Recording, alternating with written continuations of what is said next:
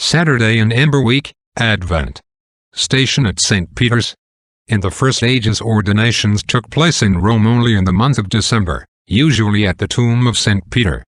The Pope alone inherits the plenitude of St. Peter's primacy, and in the 12th century it came to be the rule that the papal consecration alone was carried out at the altar over the tomb of the Apostle. The long Mass contains the traces of the fast which began after supper on Friday and lasted until the dawn of Sunday. In that period there was no Mass on Saturday. St. Gregory shortened the primitive vigil, and the Mass assumed the form in which we have it today. The Mass includes the great canticle of the blessings which, in the earlier rite, formed the morning doxology. According to the pontifical now in use, tonsure is conferred after the Kyrie eleison.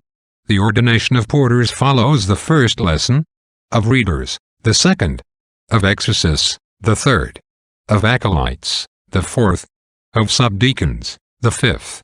Deaconship is conferred at the end of the epistle. The priesthood is conferred after the first versicle of the tract. Christianity came into a world in which events were carefully noted. The Oriental religions arose in a primitive world lost in the haze of primitive barbarism.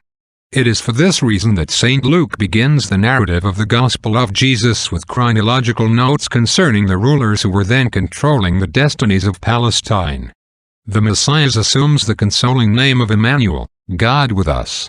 The Word himself will soon come to make his dwelling place amongst us and to redeem us, and, in order to show by his very name all this merciful plan of salvation, he will be called Emmanuel, and Jesus, that is, Savior. Oremus. O God, who dost behold how we are afflicted by reason of our wickedness, mercifully grant that we may be consoled by reason of thy visitation. Qui vivas et regnas, cum Deo Patre, in unitate Spiritus Sancti, Deus. Amen.